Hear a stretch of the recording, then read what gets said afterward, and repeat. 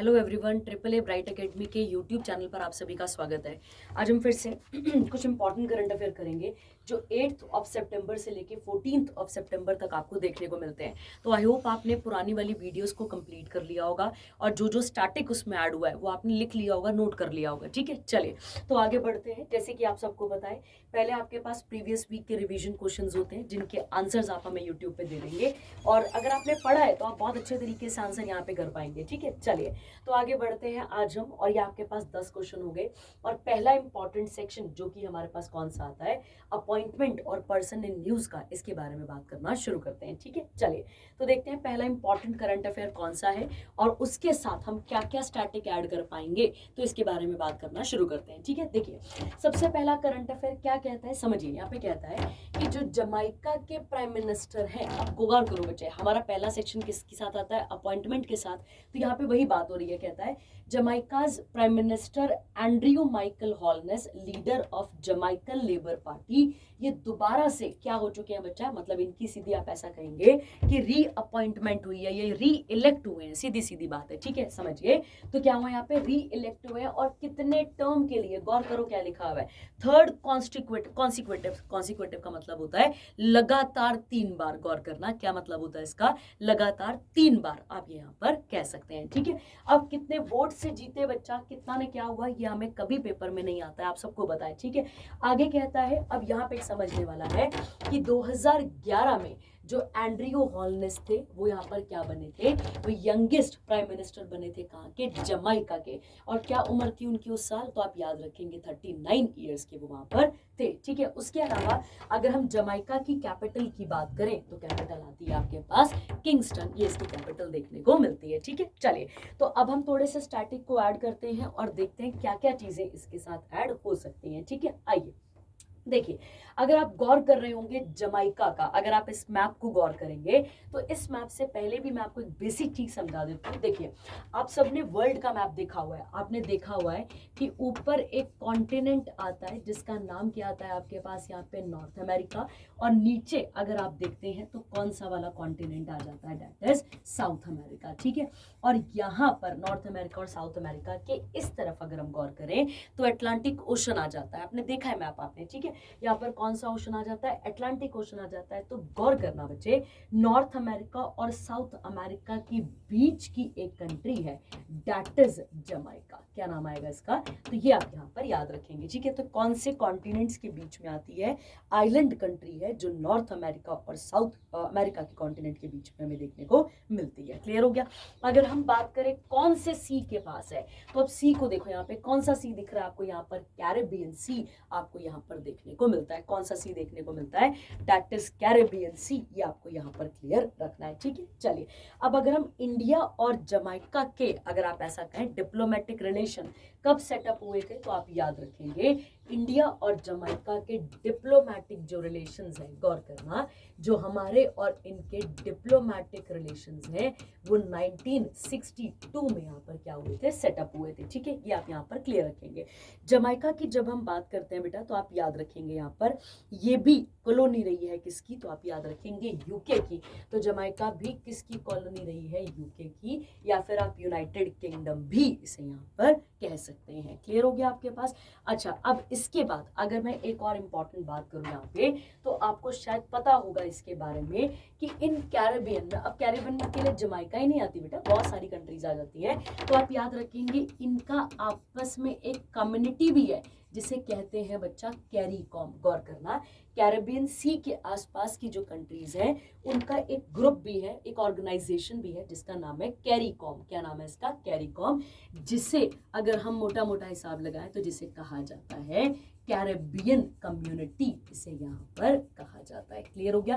Caribbean community की स्थापना 1973 में हुई थी। गौर करना, कब हुई थी, 1973 में। और इसकी मेंबर कंट्रीज कितनी आ जाती हैं, तो आप याद रखेंगे 21 इसकी मेंबर कंट्रीज आपको यहाँ पर देखने को मिलती हैं। ठीक है, तो ये पॉइंट आपने बहुत क्लियर रखना है अपने पास और ये इंपॉर्टेंट है आपके पास, ये आपने क्लियर रखना है। ठीक है, और एक और बात जो कि बड़ी इंपॉर्टेंट है कि कैरेबियन सी किस वाटर बॉडी में आ रहा है। तो अगर आपने थोड़ा भी गौर करा होगा तो आप याद रखेंगे अभी जो मैंने आपको समझाया था। गौर करो, नॉर्थ अमेरिका, फिर साउथ अमेरिका, फिर जमाइका, और मैंने कहा कि यहाँ पर आता है आपके पास एक ओशन, और ओशन का नाम क्या आता है आपके पास, अटलांटिक। तो ये आपको यहाँ पर क्लियर रखना है। ठीक है, और कैरिकम कम्युनिटी, तो बेटा ये कैरेबियन कंट्रीज वाली जो कम्युनिटी चल रही थी, ये जो मीटिंग भी थी, शायद आई थिंक मैं भूल रही हूँ 2024 की ये बात है, तब भी इंडिया ने भी वहां पर पार्टिसिपेट करा था। तो ये आपको यहाँ पर सीखने को मिलेगा और ये आप इसके साथ यहाँ पर ऐड कर लेंगे। ठीक है, तो कैरिकॉम उन कंट्रीज का आपस में ग्रुप है जो कि किसके आसपास बॉर्डर टच करती हैं, कैरेबियन सी के आसपास अपना बॉर्डर टच करती हैं। ठीक है, चलिए, तो ये हो गया आपके पास पहला इंपॉर्टेंट करंट अफेयर। सेकंड पे आते हैं।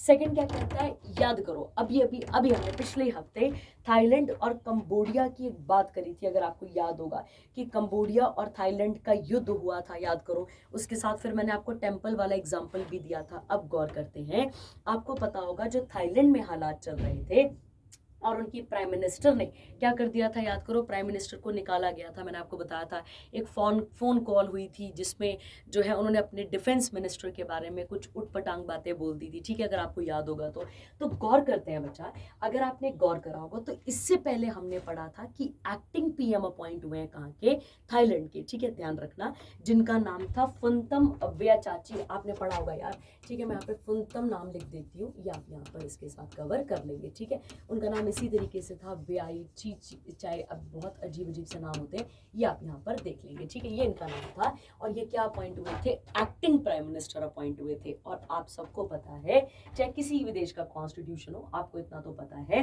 कि एक्टिंग बंदा तभी आता है जब ओरिजिनल बंदा सीट पे नहीं होता है। जैसे एक्टिंग हमारे देश में भी एक्टिंग प्राइम मिनिस्टर कब आएगा, जब ओरिजिनली प्राइम मिनिस्टर कहाँ पे नहीं होंगे, सीट पर नहीं होंगे। ठीक है, वैसे ही एक्टिंग प्रेसिडेंट भी आता है हमारे पास, आप सबको पता है, तो ये आप यहाँ पर देखेंगे। ठीक है, तो क्या कहता है समझिए, अब ये तो थोड़े समय के लिए आए थे, अब इनकी जगह अब परमानेंट पीएम आ गया, कहाँ का, थाईलैंड का। तो गौर करते हैं, कहता है अनुतिन, अब आप जो भी इसको प्रोनाउंसिएट करें। ठीक है, अनुतिन, इनका नाम है चारनिवरकुल। अब यहाँ पे देखो जो तुम्हें याद हो जाए। ठीक है, कहता है leader of Thailand's Bhumjaithai party was elected as Thailand's 32nd prime minister. गौर करना, कौन से नंबर के प्राइम मिनिस्टर अपॉइंट हुए हैं, 32nd के। और कितने वोट्स जीते इन्होंने, तो आप याद रखेंगे 311 votes in 493 seat parliament. Decisively किसको हराया, यहाँ पे नीति सीरी करके कोई होंगे, उनकी पार्टी को हरा दिया, उनको हरा दिया और खुद यहाँ पर पावर पे आए हैं। क्लियर हो गया, तो याद रखना, अभी पिछले करंट अफेयर में हमने एक्टिंग पीएम पढ़ा था, ये आपको क्लियर रखना है। और अब हमने थाईलैंड के परमानेंट नहीं कहेंगे, मतलब पीएम अपॉइंट नहीं वहां पर हो चुके हैं। ठीक है, अगला, थाईलैंड की कैपिटल क्या आती है, तो याद रखेंगे बैंकॉक, और करेंसी क्या आती है, थाई बट। ये आपको यहाँ पर क्लियर रखनी है, हमने पढ़ा हुआ है, हमने पिछले ही करंट अफेयर में थाईलैंड के बारे में डिटेल में बात करी थी, अगर आपको याद होगा तो। ठीक है, मैंने आपको बताया था जो थाईलैंड है, अगर हम उसकी लोकेशन की बात करें तो आप देखेंगे ये आ गया आपके पास यहाँ पे पूरा का पूरा थाईलैंड बॉर्डर टच कर रहा है किसके साथ, मलेशिया। इधर देखेंगे तो किसके साथ है, बर्मा। और ये बर्मा कौन सा आता है आपके पास, तो ये बर्मा म्यांमार है, याद रखना है। उसके बाद आएगा लाओस, और उसके बाद कंबोडिया और वियतनाम। और यहाँ पे ही मैंने आपको बताया था कि एक माउंटेन चेन है, रेंज है वहां पर, जिसमें जो है कुछ मंदिर आते हैं, 2-3 मंदिर हैं, जिनको लेकर थाईलैंड और कंबोडिया आपस में क्या कर रहा था, युद्ध कर रहा था। ठीक है, जो कि अब शांत है, पर यहाँ पे चला था। ठीक है, फिर मैंने आपको ये भी बताया था, जो इंटरनेशनल कोर्ट ऑफ जस्टिस है, उसकी बातों को कौन नहीं मान रहा है, तो उनकी बातों को थाईलैंड नहीं मान रहा है, ये मैंने आपको वहां पर समझाया था। ठीक है, अगर हम बात करें तो एक तरफ इसके अंडमान सी है, अंडमान सी बोलने का मतलब हो गया, अगर ये रहा बर्मा, तो यहाँ पे कहीं पे हमारे 2 आइलैंड होंगे, क्या नाम है उनका, अंडमान एंड एक ही आइलैंड है, अंडमान एंड निकोबार होगा। ठीक है, और याद रखेंगे तो यहाँ अंडमान सी है, और इस तरफ कौन सा आता है, गल्फ ऑफ थाईलैंड। ठीक है, और मैंने आपको ये भी बताया हुआ है कि ये जो एरिया है जिसको हम क्या कह रहे हैं, गल्फ ऑफ, ये सी वाला, ये ब्लू इकोनॉमी के लिए बहुत ही ज्यादा इंपॉर्टेंट है। मैरीटाइम ट्रेड, जो वाटर ट्रेड होता है, मैरीटाइम ट्रेड, उसके लिए भी बहुत ज़्यादा फेमस हमें देखने को मिलता है। ठीक है, तो थाईलैंड के बारे में हमने पिछले अभी हफ्ते बात करी है। उसके अलावा रिसोर्सेज की बात करते हैं तो रबर आ गया, टिन आ गया, राइस आ गया, नेचुरल गैस एक्सेट्रा, ये हमें कहाँ देखने को मिलेगा? थाईलैंड में देखने को मिलेगा। और मैंने आपको बताया था कि थाईलैंड का पुराना नाम याद करिए सियाम आता है। ठीक है, थाईलैंड का पुराना नाम सियाम आता है और 1939 में ये नाम चेंज करके क्या रखा गया था? थाईलैंड। ठीक है, बता चुकी हूँ मैं आपको, हमने पिछले ही हफ्ते इसके बारे में डिटेल में वहां पर बात करी थी। ठीक है, चलिए आगे बढ़ेंगे और याद रखना है पहले एक्टिंग पीएम अपॉइंट हुए थे और अब एक्टिंग नहीं, अब पीएम अपॉइंट वहां पर हो चुके हैं। ठीक है, चलिए आगे आते हैं। अगला वाला, अगला कहता है प्रेसिडेंट ऑफ ग्युआना। अब पहले ग्युआना को समझो। ठीक है, ये कहाँ पर है, कहाँ पर नहीं आता है, तो अब यहाँ पर इसके बारे में बात करते हैं। ठीक है, देखिए अगर हम बात करते हैं कौन से वाले कॉन्टिनेंट की, तो आप याद रखेंगे जो हमारा कॉन्टिनेंट है साउथ अमेरिका, तो ये कहाँ पर आती है कंट्री? तो आप याद रखेंगे कंट्री आती है साउथ अमेरिका में। क्लियर हो गया? तो पहले आपको ये याद रखना है। और साउथ अमेरिका के किस साइड आती है? तो अगर ये साउथ अमेरिका का नॉर्थ है तो ये कौन सा हो जाएगा? ईस्ट। तो आप याद रखेंगे नॉर्थ ईस्ट कॉर्नर में ये कंट्री क्या है हमारे पास सिचुएटेड है। ठीक है, कौन सी वाली? तो आप याद रखेंगे ग्युआना। फिर उसके बारे में और बात करते हैं। अब आपको ये भी समझना है बच्चे। ठीक है, समझो ग्युआना सबसे पहले किसकी कॉलोनी बन के रहा? तो आप याद रखेंगे पहले डच कॉलोनी था, ये आपको क्लियर रखना है। और बाद में 1815 में ये किसकी कॉलोनी बन गया? तो आप याद रखेंगे यूनाइटेड किंगडम की। ठीक है, जैसे आपको याद होगा हमने एक बार कॉमनवेल्थ की बात करी थी। अगर आपको जो बच्चे फॉलो करते हैं, जो बच्चे रेगुलरली देख रहे हैं उनको पता होगा, हमने कॉमनवेल्थ की बात करी थी। तो आपको याद होगा कॉमनवेल्थ नेशंस भी उन्हीं देशों का ग्रुप है जो कभी ना कभी किसका पार्ट रहे हैं? ब्रिटेन का पार्ट रहे हैं। ये मैंने आपको वहां पर बताया हुआ था। ठीक है, तो ये आपको यहाँ पर क्लियर रखना है। ठीक है, और अगर साउथ अमेरिका आया ही है तो इसके साथ एक क्वेश्चन अपने पेपर के लिए निकाल लेंगे, दैट इज कि साउथ अमेरिका में ही वर्ल्ड की याद रखना, वर्ल्ड की सबसे लार्जेस्ट रिवर हमें यहाँ पर देखने को मिलती है। और याद रखिए जब भी लार्जेस्ट रिवर हम बोलते हैं तब हम वॉल्यूम ऑफ वाटर की बात करते हैं। तो कौन सी रिवर आ जाएगी? तो आपने याद रखना है अमेज़न। ये आप यहाँ पर क्लियर रखेंगे। ठीक है, और अगर लॉन्गेस्ट पूछी होगी तो लॉन्गेस्ट का आंसर आपके पास क्या रहेगा? यहाँ पे लॉन्गेस्ट का आंसर आपके पास नाइल रहेगा।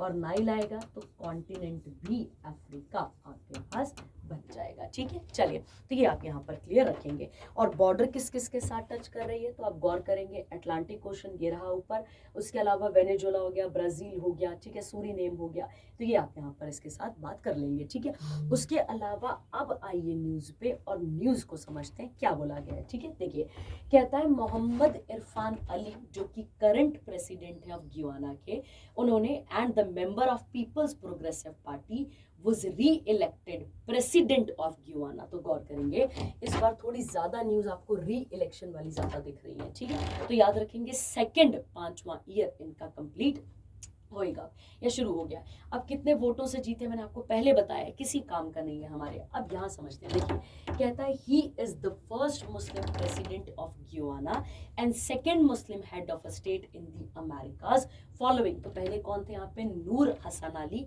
जो कि ट्रिनिडैड और टोबैगो बताया हुआ है, ये छोटे छोटे आइलैंड्स कंट्रीज हैं। और 2023 में ही वॉज ऑनर्ड विद प्रवासी भारतीय सम्मान। गौर करना, मैंने आपको पिछले ही लेक्चर पे भी किसी पे बताया था, क्लास में भी, जब भी हम प्रवासी भारतीय दिवस की बात करेंगे, जब भी हम किसकी बात करेंगे यहाँ पर प्रवासी भारतीय दिवस की बात करेंगे, तो आपको यहाँ पर क्लियर रखना है कि जब जब प्रवासी भारतीय दिवस आता है तो आप याद रखेंगे महात्मा गांधी को याद करिए। मैंने कहा था महात्मा गांधी जी का जो टेन्योर है वो 2 टेन्योर्स है। मैं आपको क्लासेस में भी जब मॉडर्न हिस्ट्री कराती हूँ बताती हूँ वहां पर। एक आपको याद रखना है, एक है 1893 से लेकर 1914 तक का। ये जो टेन्योर है वो वहां को कहाँ पे निकाल रहे हैं? तो वो साउथ अफ्रीका में एक्टिव है, ये आपको यहाँ पर क्लियर रखना है। और 1915 से लेकर जो 1947 तक का टेन्योर है वो कहाँ पर कवर करेंगे? तो वो आप याद रखेंगे वो इंडिया में कवर करेंगे। ठीक है, जब हम इस वाले की बात करते हैं, गौर करना, जब हम 1915 की बात करते हैं, अब साउथ अफ्रीका में उनका अपना रोल रहा, रोल रहा। और उसके बाद फिर उनका रोल कहाँ पर शुरू होता है, इंडिया में। तो आप याद रखेंगे, आप इस तरीके से इसको क्लियर रखेंगे कि 9 जनवरी, 1 मिनट रुकिएगा, ठीक है। देखिए अब आप यहाँ पे नोट कर लेंगे 9 जनवरी 1915 को महात्मा गांधी कहाँ से वापस आए थे, तो आप याद रखेंगे साउथ अफ्रीका से वापस आए थे। कहाँ पर, तो आप याद रखेंगे इंडिया में वापस आए थे। क्लियर है। और इसी याद में हम हर साल 9 जनवरी क्या मनाते हैं, NRI डे मनाते हैं। क्या मनाते हैं बेटा, इस दिन हम NRI डे और इसी को प्रवासी भारतीय दिवस भी कहा जाता है। क्या कहते हैं इसको, प्रवासी भारतीय दिवस भी कहा जाता है। और इसी प्रवासी भारतीय दिवस के दिन हम क्या बांटते हैं, यहाँ पे प्रवासी भारतीय सम्मान बांटते हैं। ठीक है। इंडिया की पॉपुलेशन ज्यादा है, इंडिया की पॉपुलेशन इंडिया में तो है ही है, पर इंडिया के बाहर भी बहुत ज्यादा हमें देखने को मिलती है। ठीक है। चलिए, तो ये आप यहाँ पर क्लियर रख लेंगे। और गियाना की कैपिटल क्या आ जाती है आपके पास, जॉर्ज टाउन, ये आप यहाँ पर क्लियर रखेंगे। ठीक है। चलिए अगले वाले पे आते हैं। अगला इंपॉर्टेंट करंट अफेयर, अगला कहता है चेयरपर्सन ऑफ NSE, आपने सुना होगा इसके बारे में, national stock exchange of India limited के बारे में। ठीक है। कहता है सेबी ने अप्रूव कर दी है अपॉइंटमेंट, और किसकी अपॉइंटमेंट है, तो आप याद रखेंगे इन जेटी श्रीनिवास, जो कि रिटायर्ड IAS ऑफिसर हैं, ये चेयरपर्सन बनेंगे किसके, गवर्निंग बॉडी के। और गवर्निंग बॉडी कौन सी वाली, NSE, ये आपने क्लियर रखना है। NSE के हेडक्वार्टर कहाँ पर आते हैं, मुंबई, और इसकी स्थापना कब हुई थी, 1992 में, ये आप यहाँ पर क्लियर रखेंगे। ठीक है। तो कब हुई थी इनकी स्थापना, तो आप याद रखेंगे 1992 में। ठीक है। चलिए सेबी के बारे में बात कर लेते हैं। आप सबको पता है सेबी जो है वो एक रेगुलेटरी बॉडी है सिक्योरिटीज और कमोडिटीज मार्केट की, अगर आपको पता होगा सबको इसके बारे में। दूसरी बात अगर हम बात करते हैं ये किस मिनिस्ट्री के अंदर आती है, तो आपने गौर रखना है ये मिनिस्ट्री ऑफ फाइनेंस के अंदर क्या करती है, काम करती है। ठीक है। सेबी किसके अंदर काम करती है, तो आप याद रखेंगे मिनिस्ट्री ऑफ फाइनेंस के अंदर काम करती है। ठीक है। अभी जो इसके चेयरपर्सन है उनका नाम है तुहिन कांता पांडे। क्या नाम है उनका, तुहिन कांता पांडे उनका नाम है। ये क्लियर हो गया आपके पास। उसके अलावा अगर हम इसकी स्थापना की बात करते हैं तो 12 अप्रैल, गौर करना, 12 अप्रैल 1988 को इसकी क्या की गई थी, स्थापना की गई थी। ठीक है। याद रखेंगे स्टैब्लिशमेंट हुआ था, और इसको स्टैट्यूटरी स्टेटस, गौर करना, वो कब मिला है, तो आप याद रखेंगे 30 जनवरी 1992 को कौन सा स्टेटस मिला था, तो आप याद रखेंगे स्टैट्यूटरी स्टेटस इसको मिला था। ठीक है। तो ये आपने साथ में यहाँ पर नोट कर लेना है। ठीक है। उसके अलावा आप एक बात और क्लियर रखेंगे, अगर आपको याद है तो याद रखेंगे पहली फीमेल ऑफ किसकी, सेबी की, तो उनका नाम आएगा माधवी। ठीक है। याद रखना माधवी पुरी बुच, उनका नाम आपके पास निकल कर आता है। ये कौन है, तो फर्स्ट फीमेल कह सकते हैं आप यहाँ पे चेयरपर्सन ऑफ सेबी, ये आपने यहाँ पर क्लियर रखना है। ठीक है। चलिए आगे बढ़ते हैं, इसके साथ का अगला देखते हैं। ठीक है। आइए अगले वाले पे। अगला कौन सा आता है, फ्रांस के बारे में न्यूज़ है। आपको पता है फ्रांस में भी एक सिविल वॉर अभी क्या कर रही थी, चल रही थी। ठीक है। अभी बहुत सारे देशों का बुरा हाल हुआ, उसमें नेपाल भी आता है आपके पास, बहुत सारे देशों का बुरा हाल चल रहा है। ठीक है। तो गौर करते हैं जो इमैनुअल मैक्रन है, जो कि कौन है अपने पास, प्रेसिडेंट है फ्रांस के, उन्होंने सेबेस्टियन लेकॉर्नू को अपॉइंट करा है। अच्छा ये कौन थे, तो ये फॉर्मर डिफेंस मिनिस्टर है, अब ये नए प्राइम मिनिस्टर बने हैं, जो किसको सक्सीड करने जा रहे हैं, बेरू को, अब बेरू याद रखो, या फ्रैंको इसको क्या करने जा रहे हैं, सक्सीड करने जा रहे हैं, जिन्होंने रिजाइन दे दिया है फेल्ड कॉन्फिडेंस वोट को लेकर अपनी असेंबली के अंदर। ठीक है। सेबेस्टियन जो है वो यंगेस्ट पर्सन होंगे जो इस प्रकार की पोस्ट को क्या करेंगे, अब यहाँ पर हैंडल करेंगे। ठीक है। चलिए अब हम फ्रांस के बारे में 2-4 बातें सीखते हैं और इंपॉर्टेंट चीजें इसके बारे में देख लेते हैं। ठीक है। देखिए अब हम देखो बेटा, ये सब तो चलता ही रहना, ये सब तो आपके पास होगा ही होगा, है ना, कौन आया कौन गया, पर कुछ स्टैटिक चीजें आपको पता होनी चाहिए। ठीक है। देखिए जैसे अब हम बात कर लेते हैं किसके बारे में, तो हम बात कर लेते हैं किसके बारे में, फ्रांस। ठीक है। देखिए फ्रांस और इंडिया, अच्छा फ्रांस आता कहाँ पर है, यूरोप में, और फ्रांस की राजधानी क्या है, पेरिस है ना, तो आप याद रखेंगे। और जो पेरिस है बच्चा, याद रखना है, वो हेडक्वार्टर है किसका, तो आपको याद होगा हेडक्वार्टर है किसका, यूनेस्को का, हम पढ़ चुके हैं पहले भी, है ना, किसका हेडक्वार्टर आता है, तो आप याद रखेंगे यूनेस्को का हेडक्वार्टर आता है। दूसरी बात, जब हम फ्रांस की बात करते हैं तो इंडिया और फ्रांस का एक जॉइंट प्रोग्राम है जिसका नाम है ISA। ISA मतलब इंटरनेशनल सोलर अलायंस, याद रखना है क्या फुल फॉर्म है इसकी, तो आप याद रखेंगे इंटरनेशनल सोलर अलायंस।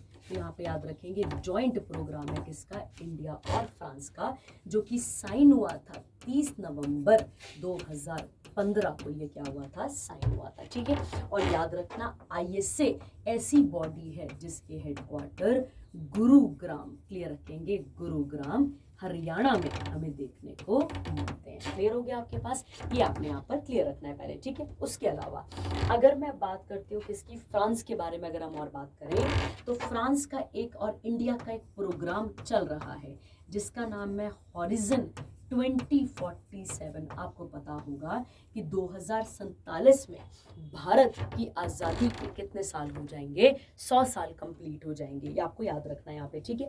तो इसी बीच में हॉरिजन 2047 जिसमें फ्रांस हमारी क्या कर रहा है, यहाँ पर मदद कर रहा है। मदद इसलिए नहीं कर रहा कि आज़ादी बेटा, मदद कर रहा है हमारी किस चीज़ के लिए, जो मतलब हमारे फ्यूचर प्लान्स हैं उनको लेकर हमारी मदद कर रहा है, जैसे इंफ्रास्ट्रक्चर कह सकते हैं आप, इन सब चीज़ों में हमारी मदद कर रहा है, ये आपको यहाँ पर क्लियर रखना है, ठीक है। अगर हम बात करते हैं इंडिया और फ्रांस की एक्सरसाइजेस की, तो आपको पता होना चाहिए एक एक्सरसाइज का नाम आता है शक्ति। और शक्ति कैसी एक्सरसाइज है, तो आप याद रखेंगे मिलिट्री एक्सरसाइज है, किसके किसके बीच में, इंडिया और फ्रांस के बीच में, ये आपने क्लियर रखना है, ठीक है। उसके अलावा गरुड़ आप याद रखेंगे, और गरुड़ जो है बच्चे, गरुड़ जो है वो कौन सी आ गई आपके पास, एयर या फिर एयरफोर्स एक्सरसाइज आप इसे कह सकते हैं।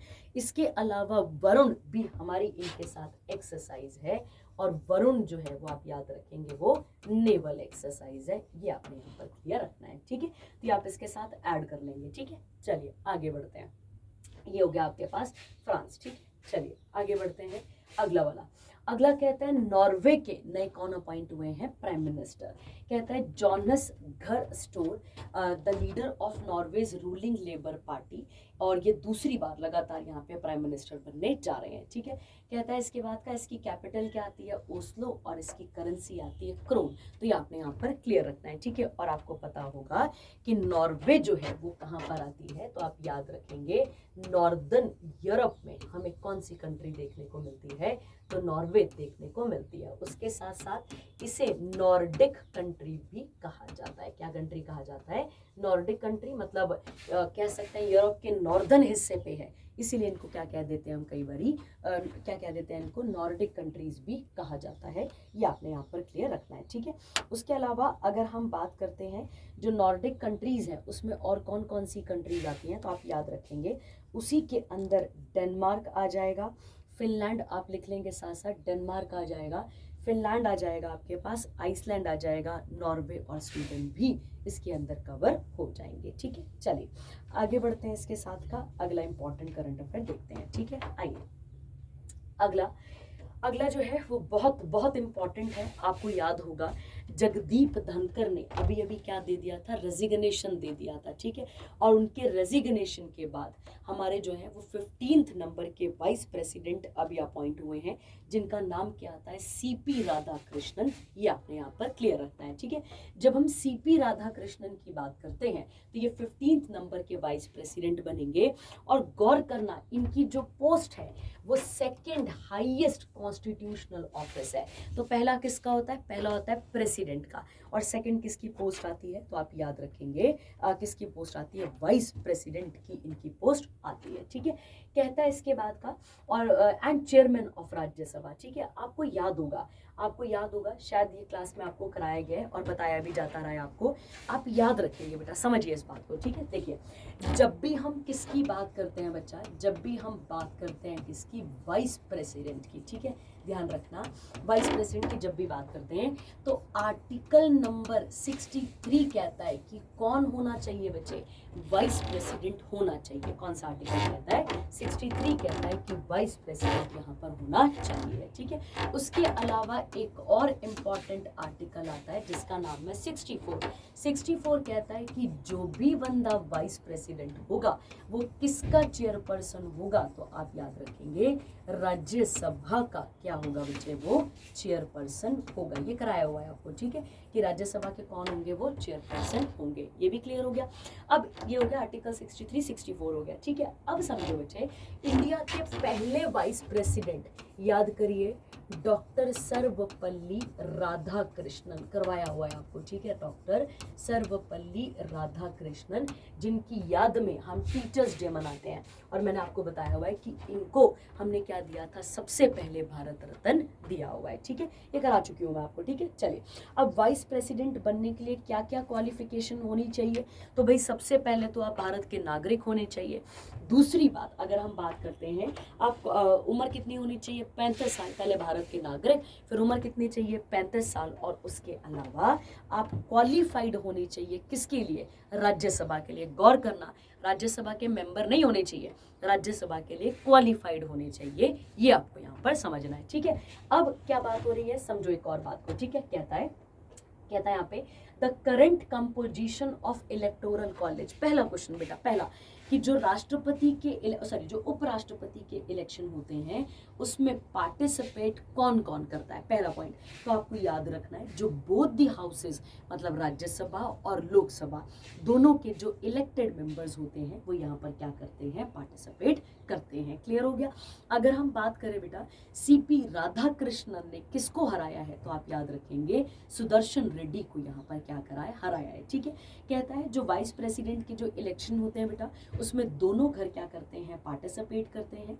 और अभी राज्यसभा को मिलाकर और लोकसभा दोनों की स्ट्रेंथ को मिलाकर टोटल स्ट्रेंथ कितनी बनती है, 781, जो आपके पास वहां पे लिखा हुआ है। और इन 781 से भी अगर हम देखें तो टोटल नंबर ऑफ बैलेट मतलब कितने लोग वोट डालने आए थे, तो 767 लोग क्या करने आए थे, यहाँ पर वोट डालने आए हुए थे, ठीक है। क्लियर हो गया। जिसमें से अगर आप मोटा मोटा हिसाब लगाते हैं तो 452 वोट्स कौन ले गए, राधाकृष्णन, और 300 वोट याद रखेंगे, ये सुप्रीम कोर्ट के पुराने जज रहे हैं, ठीक है, याद रखेंगे, सुदर्शन रेड्डी, इनको 300 वोट के आसपास यहाँ पर मिले हैं, ठीक है। अब देखो, अगर हम सीपी राधाकृष्णन की बात करें तो ये मतलब यहाँ पे एज अ वाइस प्रेसिडेंट आने से पहले भी इन्होंने बहुत इंपॉर्टेंट रोल प्ले करा है, मतलब as a governor of Jharkhand, Telangana, Puducherry, और अभी इससे पहले वाइस प्रेसिडेंट बनने से पहले ये महाराष्ट्र के क्या थे बच्चे, तो आप याद रखेंगे गवर्नर के तौर पर ड्यूटियां दे रहे थे, ठीक है, अपने ड्यूटीज को वहां पर प्रोवाइड कर रहे थे। और इन्होंने, और इनकी जो कॉन्स्टिट्यूएंसी आती है दैट इज कोयम्बटूर, और याद रखना है इनको कई बारी, ठीक है, इनको कई बारी वाजपेयी, ध्यान रखना, वाजपेयी याद करो, किसका नाम है वाजपेयी, अटल बिहारी वाजपेयी, इन्हें वाजपेयी ऑफ कोयम्बटूर भी कहा जाता है, याद रखना, ठीक है। क्या कहते हैं इनको, वाजपेयी ऑफ कोयम्बटूर भी कहा जाता है, किसको, सीपी राधाकृष्णन को, ये आपने याद रखना है, ठीक है। चलिए आगे बढ़ते हैं इसके साथ का। अब अगला इंपॉर्टेंट करंट अफेयर देख लेते हैं, ठीक है। आइए अगले कौन सा आता है, नेशनल के बारे में बात करना शुरू करते हैं, देखते हैं। कहता है सेमीकॉन इंडिया, अब समझना बच्चे, ठीक है, सेमीकॉन इंडिया की एक मीटिंग हो रही है, समझो। कहता है पीएम नरेंद्र मोदी ने इनॉग्रेट करा है 4th एडिशन, किसका बच्चे, सेमीकॉन इंडिया का, कहां पर, यशोभूमि, और कहां पर, नई दिल्ली में।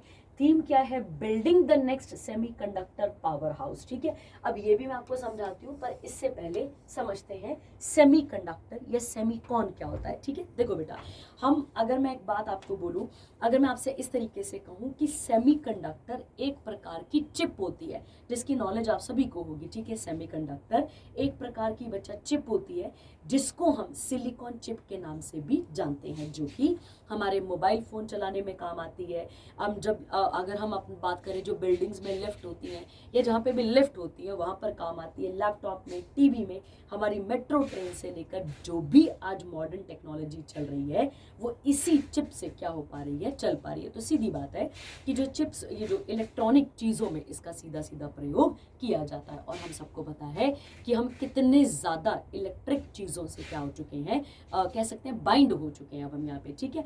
अब देखो बेटा, कोविड के बाद भारत सरकार को ये रियलाइज हुआ कि हमारे पास सेमीकंडक्टर कम है, मतलब कम तो क्या है ही नहीं, सेमीकंडक्टर के ऊपर कोई ज़्यादा खास काम नहीं किया गया है। तो उन्होंने, मतलब मोदी सरकार ने सेमीकंडक्टर, याद रखना आपने, नेशनल, याद रखेंगे, नेशनल सेमीकंडक्टर नेशनल सेमीकंडक्टर, ध्यान रखेंगे, मिशन को क्या करा था बच्चे, लॉन्च करा था। और ये मिशन उन्होंने कब लॉन्च करा था, तो आप याद रखेंगे 2021 में, जिसका मेन एम ये था कि इंडिया को सेमीकंडक्टर क्या बनाना है, हब बनाना है। ये क्लियर हो गया यहाँ तक का। अब उसी की मीटिंग शीटिंग चलती रहती है। अब यहाँ पर आओ, देखो इंडिया ने अपना खुद का, गौर करना, इंडिया ने अपना खुद का विक्रम 32 माइक्रो प्रोसेसर को क्या करा है, या सेमीकंडक्टर को क्या करा है, बनाया है, जो कि 32 बिट, ये आप यहाँ पर क्लियर रखेंगे। इसको बनाने में सबसे बड़ा इंपॉर्टेंट रोल रहा है किसका, मतलब आप ऐसा कहेंगे कि वो जो चिप बनी है, चिप का नाम क्या आता है, विक्रम 32। ये विक्रम 32 जो चिप बनी है, इसको बनाने में इंपॉर्टेंट रोल किसका रहा है, तो आप याद रखेंगे इसरो का रहा है। ठीक है, उसके अलावा एक एजेंसी कह सकते हैं, ऑर्गेनाइजेशन है चंडीगढ़ में, जिसका नाम आता है आपके पास यहाँ पे सेमीकंडक्टर लेबोरेटरी चंडीगढ़। इसने इसको क्या करा है, मैन्युफैक्चर करा है। तो बोलने का मतलब है इसरो और जो सेमीकंडक्टर लेबोरेटरी है चंडीगढ़ वाली, इन दोनों ने मिलकर इसको यहाँ पर बनाया है। ठीक है, गौर करना, इसका नाम विक्रम क्यों है, गौर करो, याद करिए विक्रम साराभाई कौन है। विक्रम साराभाई की जब भी हम बात करते हैं, फादर ऑफ इंडियन स्पेस, उनको हम यहाँ पर कहते हैं, क्या कहते हैं उनको हम, फादर ऑफ इंडियन स्पेस के नाम से जानते हैं। और याद रखना, इन चिप्स का, जो ये चिप किसने बनाई है, इसरो ने बनाई है, इस चिप का प्रयोग इसरो के जो रॉकेट लॉन्च होंगे उनमें भी किया जाएगा। तो ये सोचने वाली बात है और ये इंपॉर्टेंट हमें देखने को यहाँ पर मिलती है। ठीक है, अब क्या कहता है इसके साथ का, कहता है formation of India deep tech investment alliance also announced with an initial funding commitment of $1 billion. ठीक है, तो इसके लिए पैसा लगाने की बात हो रही है कि इंडिया को आने वाले टाइम पर सेमीकॉन या सिलिकॉन चिप कैपेबल कंट्री बनाएगा। ठीक है, चलिए आगे बढ़ते हैं इसके साथ अगला वाला।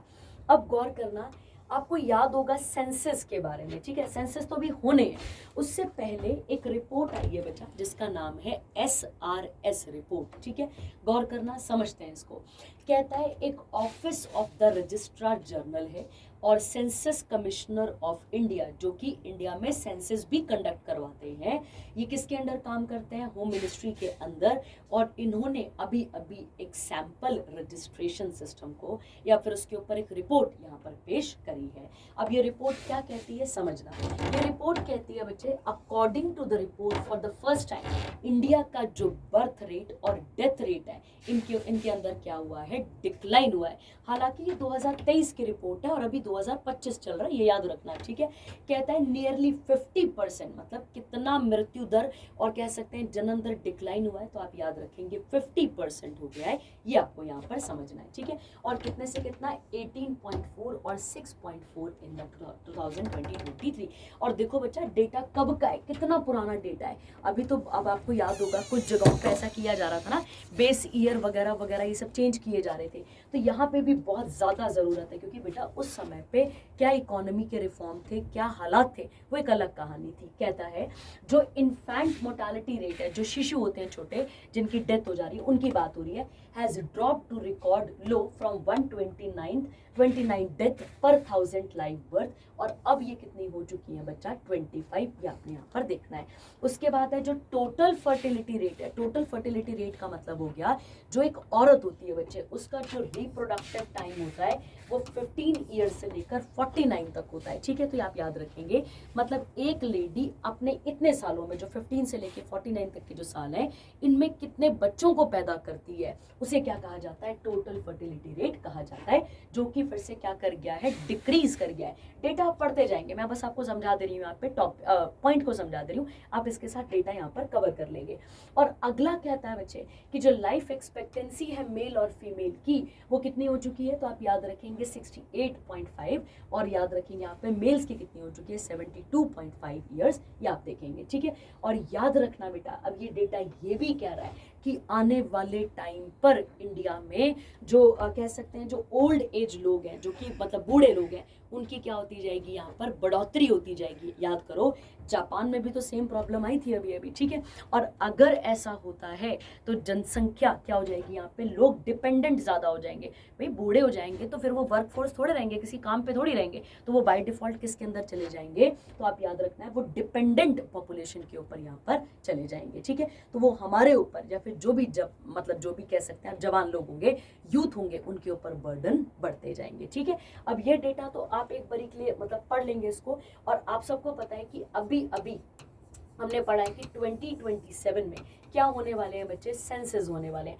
तब डेटा क्या कहेगा, क्योंकि वो डेटा एक्चुअली में अब बिल्कुल फ्रेश डेटा हमारे पास आएगा, तब हम पूरा पूरा अंदाजा लगाएंगे कि किसी किसी चीज़ का या मतलब क्या चलने वाला है, कितना डेथ रेट रहेगा, कितना बर्थ रेट रहेगा, ये हम वहाँ पर पूरा समझ पाएंगे, ठीक है। और याद रखना इंडिया का डायस्पोरा, मैंने भी आपको थोड़ी देर पहले बोला, मैंने कहा कि इंडिया की जनसंख्या बहुत ज़्यादा है, ठीक है, जो कि एक पॉजिटिव फैक्टर भी है एज वेल एज नेगेटिव ज़्यादा है, ये आप यहाँ पर समझेंगे, ठीक है। आपको पता है कि जितने भी वर्ल्ड में आप ऐसा कह सकते हैं जो इम्पॉर्टेंट कह सकते हैं जो पोस्ट है, उन्हें कौन होल्ड कर रहा है, तो आप याद रखेंगे इंडियंस ही होल्ड कर रहे हैं, ये आपको वहाँ पर समझना पड़ेगा, ठीक है। चलिए आगे बढ़ते हैं इसके साथ का अगला इंपॉर्टेंट करंट अफेयर।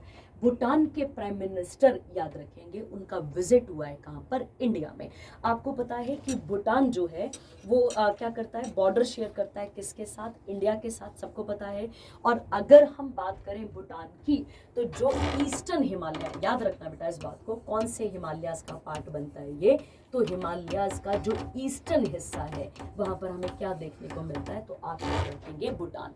भूटान की अगर हम बात करें कि कितना किलोमीटर बॉर्डर टच करता है, तो दैट इज 699 किलोमीटर हम बॉर्डर टच करते हैं किसके साथ, भूटान के साथ। भूटान और इंडिया की बॉर्डर सिक्योरिटी के लिए यहाँ पर कौन बैठी हुई है, एसएसबी, जिसका नाम है सशस्त्र सीमा बल, ये आप यहाँ पर क्लियर रखेंगे। और ये एक पैरामिलिट्री फोर्स है, ये आपको याद रखना है।